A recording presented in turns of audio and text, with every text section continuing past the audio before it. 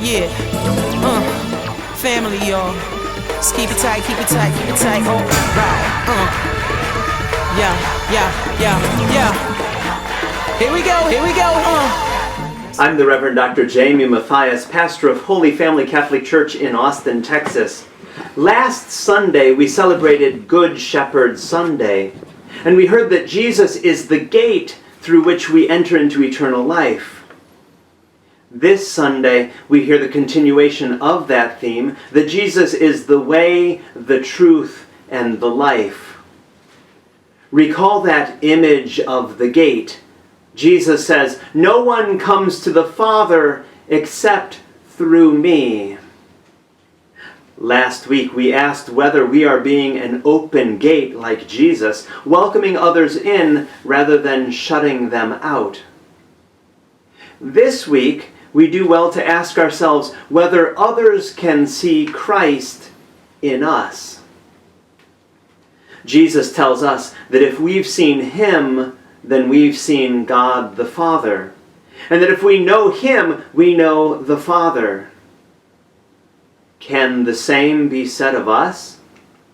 Can the people who've seen us say that they've seen Christ? Can we say, "Whoever has seen me has seen Christ"? In today's Gospel, Jesus asks, "Do you not believe that I am in the Father, and the Father is in me?" In Christian theology, this is called Panentheism. It's the belief that we are in God, and that God is in us. The analogy I often like to use is of two interlocking rings. In this case, one ring represents God, and the other represents us. Now, which ring is inside which ring? Is the upper ring inside the lower ring, or is the lower ring inside the upper ring? They're both inside one another.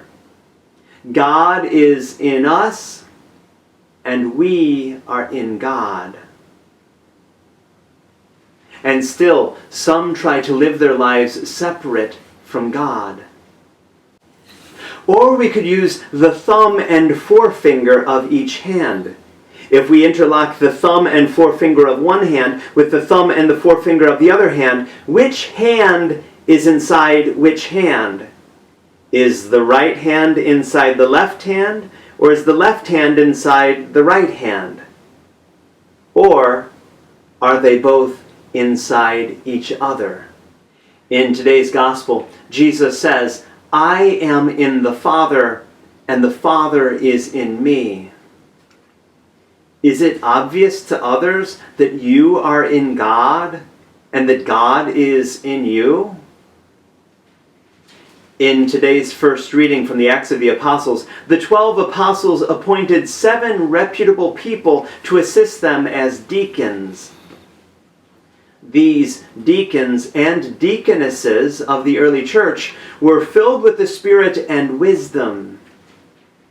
In this way, it was obvious to the people that these deacons and deaconesses were in God, and that God was in them.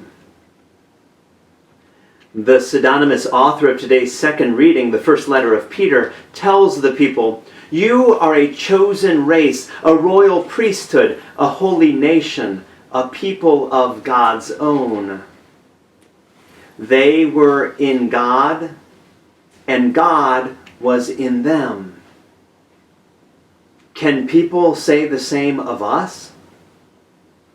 Can people say the same of you, that you are in God and that God is in you?